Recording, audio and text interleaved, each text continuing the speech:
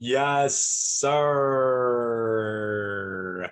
It's your boy Jelani Reed, and welcome into the latest edition of Read Between the Lines. That is RBTL. Okay, so be sure to follow at the RBTL show on Instagram and at Northside Talks underscore. Do not forget the underscore. Follow Northside Talks for news updates and rumors and alerts for all NBA, NFL, got you on NHL and MLB as well. And I'm proud to announce I have recently joined True Sports TV and True Sports Football.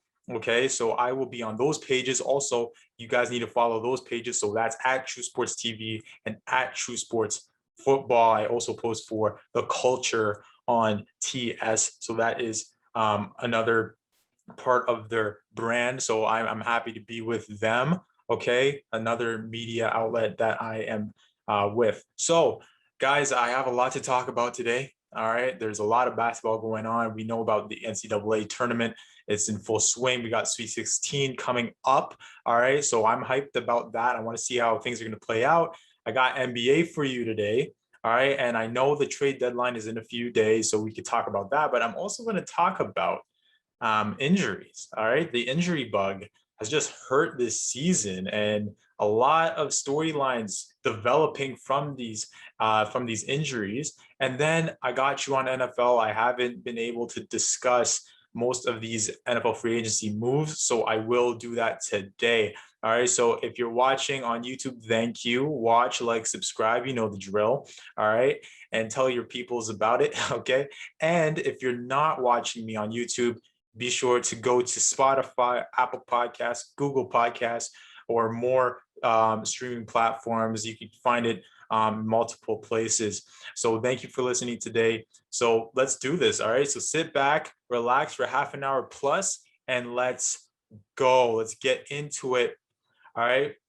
So we're going to start with Gonzaga. All right. So we're starting NCAA tournament, the men's tournament. And guys, all right, don't look beyond the women's tournament. I've been watching a lot of women's college basketball as of late. Was watching UNC against Alabama, BYU upset Rutgers. There's some good games going on. Okay, Tennessee's out there, South Carolina, UConn with Paige, the baller. You know, so you can't sleep on the women's game. Do not sleep on the women's game. I'm telling you right now, it is some good basketball. So watch that. But I'm going to talk about Gonzaga and why. This is the best opportunity for Mark Few to get himself a championship. This is his best shot. This is set up for you, Mark Few. This is perfect for you, Mark Few. A few years ago, 2017, they did play against my North Carolina Tar Heels in the championship game. They lost. They were this close, but they lost. I believe, and many people believe, this might be his best team. This might be his most talented team that he's had since being at Gonzaga. And I'm looking at it. Mark Few is one of the best coaches in college ball. Like, there's no doubt about it. No doubt about it. And some people underrate him, right? A lot of people knock him for not being in a strong conference. Sometimes I'm like, I say the same thing. Sometimes I'm like, well, Gonzaga, put them in a real conference. But you can't take that away from him. So, you know, he's led, like I said, he led them to their first national championship game, right? He's been to, what, 3 Elite Eights.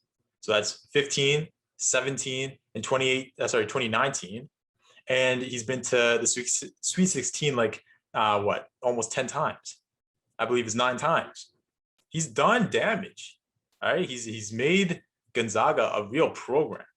He's got NBA guys for sure, no doubt about it. But when I'm looking at the bracket right now, and especially due to the fact that there are so many upsets left and right, it's getting a lot more clear the road to a championship victory. There aren't, to me, right now, the way I see it, there aren't too many teams that stack up. It's It's Gonzaga and everyone else. I think Gonzaga has the most talent in the tournament. I think they have the most, the most strengths in the tournament. And among the teams remaining, they have the best coaching. Because again, I love Mark Few. Right? You have Kispert, you have Timmy, you have Suggs, who will be a top pick. They have a good nucleus there. And I just think with how things have played out, like I said, with these upsets, the excuses, I mean, they can't be there this year. They can't. They cannot. The few teams I see, there are some that could beat you. Right? And remember, it's single game elimination, so any given night. But I'm looking at Michigan. I'm looking at, like, they're going to have to go through USC, I think. It's going to be a tough battle if they meet up. If we say that Creighton loses to Gonzaga and USC advances, I think that would be interesting. I think Arkansas is a team to watch. Alabama, because when you're looking at their side of the bracket, you got Michigan, Alabama, USC, right? And then when you're looking at the other side, it's like Baylor and I believe Arkansas. But so those are the teams left that I see them losing to, and Florida State as well. But there aren't too many. So Mark Few needs to get this done, because Gonzaga, like I said, they are becoming one of those, high-end programs in college basketball. But there are plenty of people who don't trust them. And that is me. I didn't pick them. I picked Illinois, who got upset by Loyola. Right? But why didn't I not pick Gonzaga, despite the fact that they're undefeated? Despite the fact that I think they have more talent than everyone else, it's because they don't get it done. They just don't. Every year, we're like, okay, this is when they're going to get over the hump. They are going to get it done. They're going to win a championship. The monkey will be off Mark Few's back. It hasn't happened. It hasn't happened yet. But when you're looking at this 2021 March Madness tournament, you have to look at the field. You have to look at the field in comparison to what Gonzaga is bringing night in and night out. Bro, it is set up for you perfectly, Gonzaga Bulldogs. So we will see what happens. We haven't had an undefeated champion since the 1970s. It's been a long time. It's been a long, long time. And in the modern era, we just haven't seen it. We saw a few years ago, Kentucky, everyone was like, oh, are they going to be the team? Are they going to be that undefeated team? And do you remember there's this one post by Sports Nation? It was ridiculous. One of the worst posts in social media history, saying, could the Kentucky team of, I think it was 2015 or whatever, 2014, could they beat the 72-10 Bulls? That was garbage. I don't know who approved that, but that was bad. But nevertheless, we've seen so many good teams have great runs the regular season. Come postseason, come the March Madness tournament, there's one game.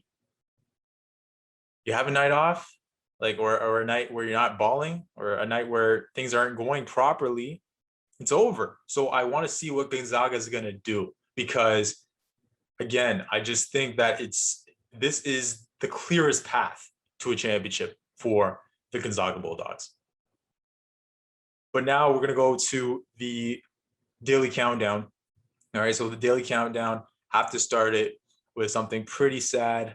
Elgin Baylor, he passed away at 86. I wasn't around for Michael Jordan in his Bulls days. I was little when he was with the Wizards. So all you hear are stories, and all you see are highlights of Michael Jordan. And before him was Dr. J. And before Dr. J was Elgin Baylor. Okay. And I get it. A lot of us nowadays, especially my generation, we just can't relate. We cannot relate with, the 60s and all that stuff, right? It's just too old, right? But he's somebody I wish I saw play. Why? Because when you're looking at the tape, when you're looking at the highlights, when you're looking at everything, this guy was playing a lot differently than anybody was out there on the floor. And you saw that he was changing the game. Prolific scorer, could do it all, right? Laker legend. We know that he didn't win a championship with the Lakers, and then the Lakers won right after he retired. That sucks, but he's an all-time great, and I think he's an underrated great because of the factor that, it's in the 60s, it's not the modern era, and a lot of people, they overshadow his career with the fact that he was an executive with the Clippers for all those years, and we know about the Clippers history. But again, let's look at the accolades. 11-time All-Star, 10-time All-NBA. All right, he got the Rookie of the Year, All-Star Game MVP, Hall of Famer. So rest in peace to Elgin Baylor. Changed the game for sure. There's no doubt about it because, again, if not for him, we wouldn't see the likes of Dr. J, who then brought in MJ, who then brought in guys like Kobe, LeBron. He started the wave. But let's stick with the NBA. And again, the trade deadline is approaching very fast. All right, we got some news. Norm Powell, all right, there's a lot of interest right now for Norm Powell. That's all I got to say. The Nets are the newest name, the Nets. All right, and if that deal were to take place, Spencer Dinwiddie would have to come to Toronto in a deal. But there are a lot of teams interested in Norm right now. Okay.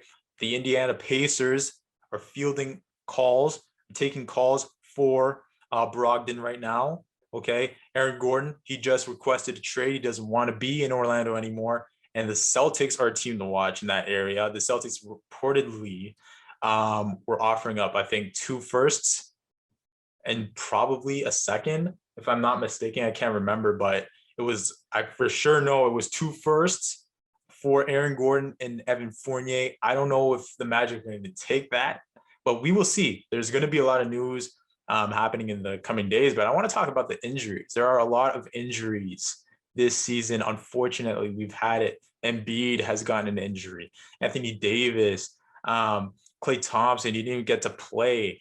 I think Giannis out for a few games. You have Steph Curry with tailbone contusion. It's bad. KD, he hasn't even played in how long, Kevin Durant? And that's very interesting. I wonder, are they hiding something? Are they not telling us something? Are they preserving him for later on? That's a very interesting story to look at. But that's the thing. There are so many injuries, and it happened to the biggest star of them all, LeBron James. Bron King. Okay, he is going to be out for about a month. They're saying 3 to 4 weeks with a high ankle sprain. He suffered against the Hawks. Okay, a lot of people were talking about, was it dirty, Solomon Hill? No, it was not dirty. Okay, he was going for a loose ball. It's basketball. It just so happened that Solomon was going in one direction, and LeBron was going towards Solomon's direction. It's quick, basketball, fast game. It happens. All right. And if it was another player, you would think that they might have torn their ACL or something, or it would have been a worse injury. LeBron, just a high ankle. So we're thankful that it wasn't worse, but we need to see how this is going to play out because I'm looking at the Lakers. This impacts team. This impacts other teams. This impacts award races. I'm looking at the Lakers. You don't have AD, like I said. We don't really know his timetable, if he's going to come back before April, if he's not. So the Lakers need to find that one guy who could just hold the fort, who could hold it down before their 2 superstars come back. So I'm looking at you, Dennis Schroeder. I'm looking at you. Kyle Kuzma, step up. You want to prove to us that we can rely on you come playoff time? This is your time. This is your time. So I'm looking at that because they're also going to play, like, let's say it's 3 to 4 weeks, LeBron's injury. So a lot of teams play like 4 games a week, 3 games a week. They might play like 15 games in that stretch. I don't know. I don't know the Lakers' schedule. But in that, they're going to be playing plenty of playoff caliber teams. So these games are actually kind of important, especially in the Western Conference, because the West is all bunched up. All these teams are bunched up. The Lakers are right now third, but they're sitting, what, 2.5 games above of sixth. And in sixth right now, I think, is Portland, right? So they could drop. Let's say they don't have a good stretch. All right. Let's say they don't have a good stretch against these playoff caliber teams. I mean, you could drop down the standings, sixth, seventh, eighth, if LeBron's out for 6 weeks, because that could be how long he's out for, with that ankle. So you need somebody to step up right now. Okay. Another thing is, I'm looking at it, a lot of teams will also have to step up because they see the Lakers ailing right now. This is the time to pounce. This is the time to get yourselves in a position where you're sitting atop the conference, right? So you have to have a good stretch now. And MVP race. I don't knock Embiid or LeBron for being hurt, but I just think with time, being lost, you're giving guys like Damian Lillard, guys like Nikola Jokic, who should be talked about as the MVP more. I don't know where, we have such a lack of Jokic for MVP discourse. I get that the Denver Nuggets are not the best team this year and they're not living up to the expectations we had coming into the year. But Jokic is going insane. He's almost averaging a triple-double. He's doing the same things Embiid is doing, just without, that defensive game that Embiid has. But he's doing a lot of the things that Embiid is doing. So there needs to be more Jokic for MVP discourse. But yeah, this is a time where Dame and Jokic and all these guys, Harden, can step up. And let's say they have a great stretch when LeBron's gone. Maybe that catapults them and puts them over the edge in terms of MVP races this season, right? So, but the biggest thing for me is the Lakers, and it's their health, because you're looking at it. What if they have to play a play-in, right? If they're down in the standings, have to do a play-in. I don't think they want to do that, right? They want to keep everyone healthy for the playoffs. The playoffs are going to be tough. If you drop, you might play a team like Utah first round, a team like Phoenix. Phoenix, don't sleep on them. That's going to be a tough first round. If you have to play a team, like a Denver, or that's why you want to stay in the top four. And if you have to go through all these tough teams, can the body hold up? I hope this doesn't linger for LeBron, and I hope that AD comes back 100%, because if he doesn't come back 100%, ladies and gentlemen, they're not winning nothing. The Lakers are not winning a championship if AD's not back 100%. And LeBron has to be himself. And I think he will. I think he'll recover from this injury. But it's interesting to look at. It's very interesting. And LaMelo Ball, he's hurt too. And that impacts the Rookie of the Year. The Hornets were never talked about. Never talked about. No one cared about the Hornets. He comes through. Obviously, Gordon Hayward's having a good year. Rozier's having a good year in these guys. But he comes in and he's changing the culture over there in Charlotte quickly.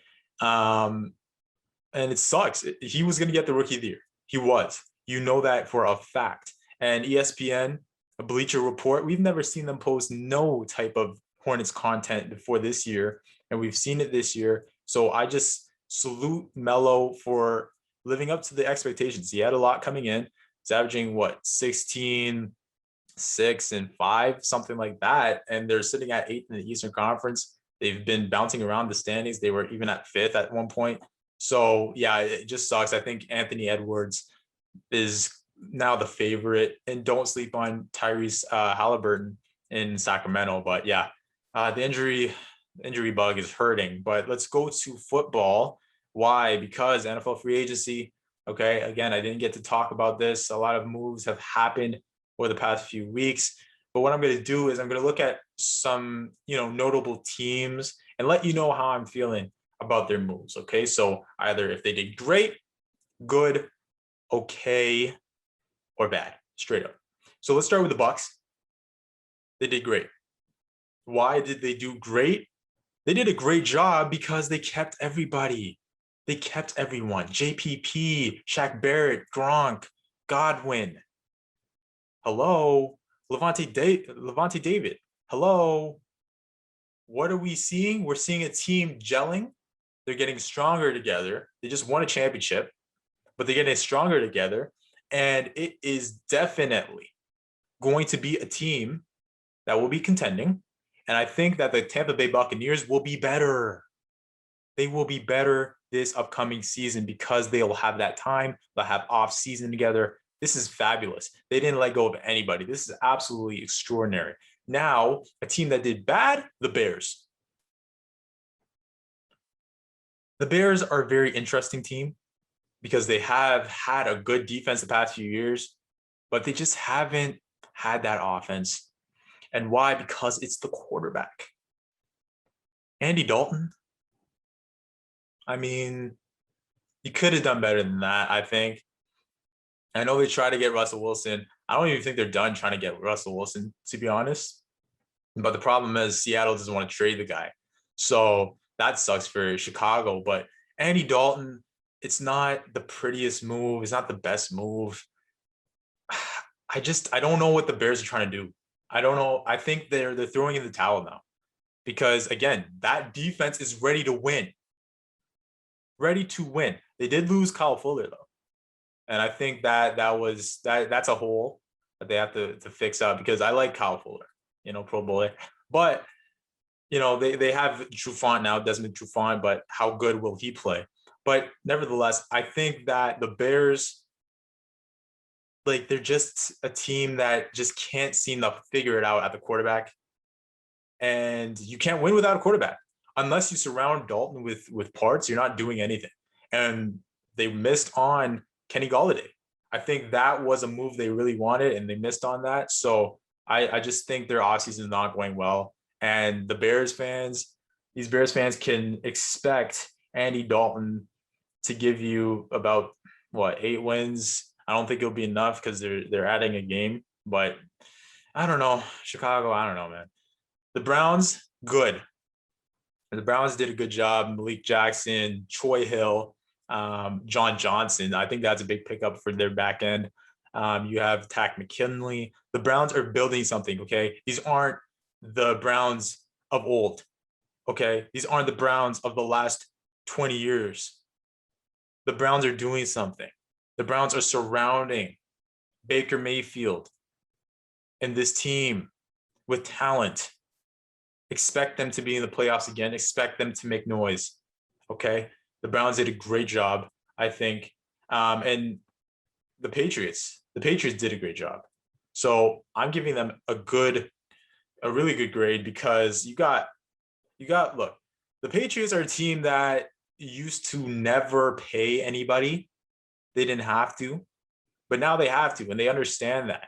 Robert Kraft, Bill Belichick, they understand, okay, we got to get some guys out here. And especially due to the fact that they just had an underwhelming season last year. You need to get talent on this roster. Matthew Judon leaving Baltimore, I think, is an underrated move. I don't think people are talking about it enough. I think that's a big move. I think it is. And I think Baltimore is going to miss that guy. Kendrick Bourne, I like him. High flyer. Jonnu Smith. You got Hunter Henry. Trent Brown coming back in a deal. Nelson Aguilar. Can Aguilar play like he did with the Raiders? Because with the Eagles, I mean, he was dropping balls all the time. But with the Raiders, had a bit of a resurrection. Van Noy coming back. They do lose Tooney to the Chiefs. Cannon as well. But I think the Patriots did a good job. The Giants, they're also great. Okay, they did a great job. I don't like the Giants, but they did do some things. Okay, they got Kyle Rudolph, who's been in the league for a while. Okay, been a Viking for a long time, tight end. That's a good receiving threat, right? A good target for Daniel Jones. You got a guy in Kenny Golladay. That was one guy I did not want to be signed by the Giants, and now he's signed by the Giants. And he will, if Daniel Jones is playing well, man, look out, because Golladay will now get some attention because he's in New York. I think he's a good receiver. He fills the hole that they had once they let go of Golden Tate, so they dealt with that quick. John Ross is coming. Can he resurrect himself somehow? Can he actually, be top 10 pick caliber that he once was? Adoree Jackson coming in. I think the Dallas Cowboys missed on that mark. I think the Giants are a team to watch, but you're surrounding everything, all these positions surrounding Daniel Jones with talent. So it's up to Daniel Jones to prove to us that he is the quarterback. He is the guy that can command this ship. Because remember, Saquon Barkley, he's coming back as well. You still got Sterling Shepard. You still got Slayton on that offense. That offense is looking a lot better in terms of weaponry. So I'm watching that. All right. And then I'm looking at Washington. They did a good job. Not great. I like the Curtis Samuel move. I think that's dangerous with McLaurin. But Ryan Fitzpatrick, I don't know. He starts off really nice during the year, but then, his play fades in the second half of the season. So it's going to be interesting to see. And lastly, the Cardinals. They added AJ Green, JJ Watt. You got Rodney Hudson. That's a big move. Okay. Matt Prater, kicker. I think they did an okay job because we're just not sold on JJ and AJ, right? Injury history. How are they going to respond? They're older, right? So how are they gonna come into Arizona and help this team out? But with how aggressive Arizona was during free agency, they're trying to indicate that they believe they can win really soon with Kyler Murray. Sorry, almost said Kyler Murray, right? So I'm looking at Arizona. They're going to be an interesting team, but that division is going to be tough. And speaking of that division, so because of free agency happening and all these moves happening, I was like, what quarterback is under the most pressure this year? I looked at Carson Wentz for a second and I'm like, okay, he moves on from a bad relationship in Philadelphia. A guy in Jalen Hurts was behind him trying to take his job. He's not playing at the same level he did in 2017, once before. In coaching and some teammates, they didn't like him. So he's in a better situation in Indianapolis. But I'm looking at Matthew Stafford. Matthew Stafford has the most pressure coming into 2021. Okay. And we're talking about Matthew Stafford and why. All right. Why are we talking about him? Because this is a guy who, we've been looking at him in Detroit and we're saying, yeah, he's a good quarterback. He puts up a lot of big numbers. But he just doesn't win because of the team situation, because of management, right? Detroit just hasn't done anything properly. So he needs to get out of there. And then maybe we'll see how good of a player he really is. Maybe this might help his Hall of Fame case. This will, if you win in LA, that's for sure, because they're ready. That defense is ready. That defense is ready to win a championship. That offense is ready. They just added to Deshaun Jackson, another high flyer, another guy who could, if he stays healthy, that could help you guys out. You got Sean McVay. You got to get this done. I'm sorry. And I know your division is a lot tougher now. Niners are coming back healthy. Seahawks are still there. And the Cardinals are making moves. But if you're the Rams, you made this deal. You got rid of so much to get Matthew Stafford in the building because you believed that Matthew Stafford could get you over the hump because he's been a good quarterback just in a poor situation. Now that he's in a good situation, now that he's in a situation where this team is contending for a Super Bowl appearance and championship, Matthew Stafford, if he doesn't get this done, like if he doesn't play properly, if he still can't win a playoff game, we're going to look back on this move and say, man, they sold the Rams, they sold the whole farm. They got rid of everybody for a guy who just doesn't know how to get it done. All right. So I'm looking at Matthew Stafford because a lot of people are also looking at the Rams to represent the NFC in the Super Bowl, and the Super Bowl is in LA. It's in LA, SoFi Stadium. So there's no excuses this year, not for Matthew Stafford. But now let's move to the baller alert and disappointing alert before I wrap up the episode. So the baller alert, so remember that's for anything good that's going on, or a team or a player that's going crazy right now. Upsets in the NCAA. All these upsets are wild. Okay, they're happening left and right. The most upsets that we've had in the first 2 rounds in NCAA tournament history. This is the year of the upset. Oral Roberts, Loyola, Abilene Christian, they won in the first round. They just lost in the second round, the round of 32. But all these teams are coming out of the woodwork and are beating the higher seeds, right? I think that this is good. I know that I was like, man, without the big teams, without the blue bloods this year's tournament, some people might not watch. But when there are upsets, people are watching. People watch for the upsets. People want to see. That's why it's so intriguing, NCAA, because it's a one game. It's a one game, single game elimination, do or die. You know, put your best foot forward. Whoever's better that night is going to move on. Even if you're a better team, if you lose, you lose. That's why there's so much intrigue, and it's interesting to see, all these teams like Oral Roberts in the Sweet 16, right? With a chance to go advance to the Elite Eight.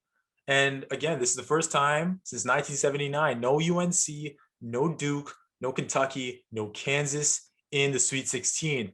Changing of the guard, I wouldn't say so, because I think those teams are going to bounce back. But I would say that this is definitely the year of the upset, right? Nobody thought Illinois was going out that early. Not me, because I had them winning the championship over Gonzaga, right? But I think that this provides a lot more intrigue. A lot of people are trying to see how far these teams can go. So they're the baller alert. Disappointing alert.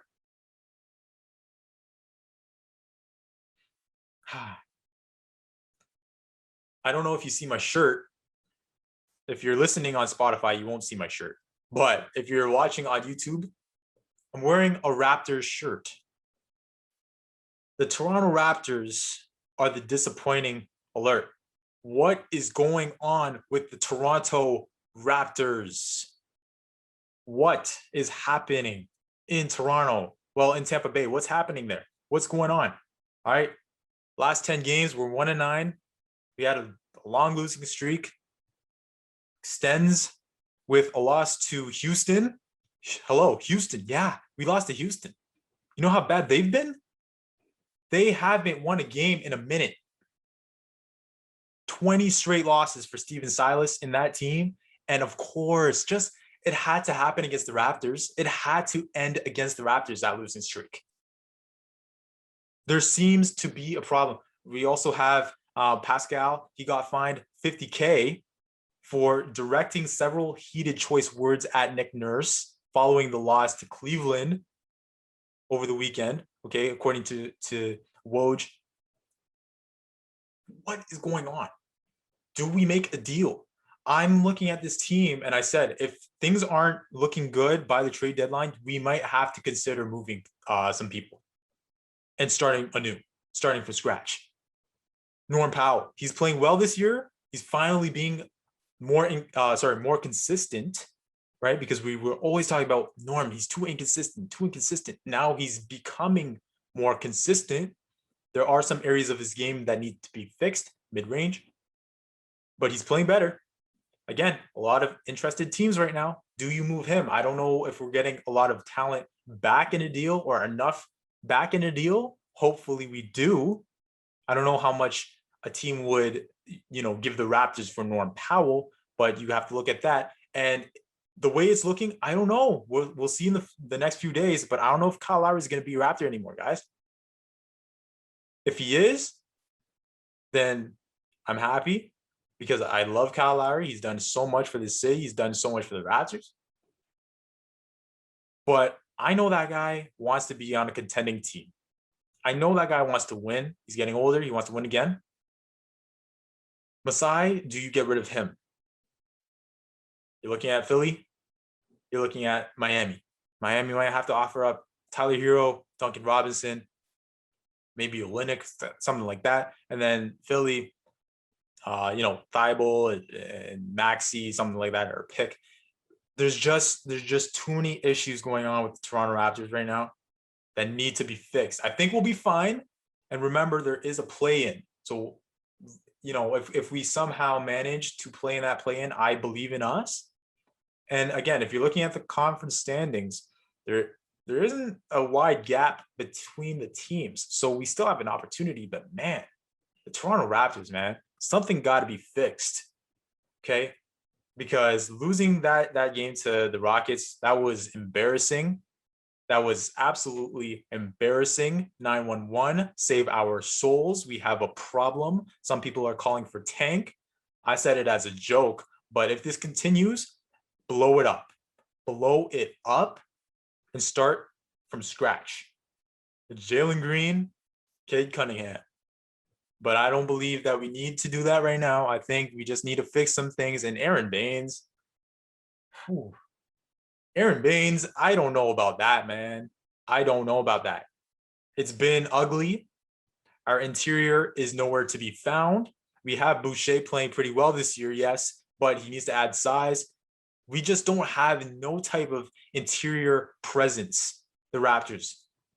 Teams are walking in the paint against us, bullying us in the paint. And we wonder why we can't get W's. Because we can't stop anyone.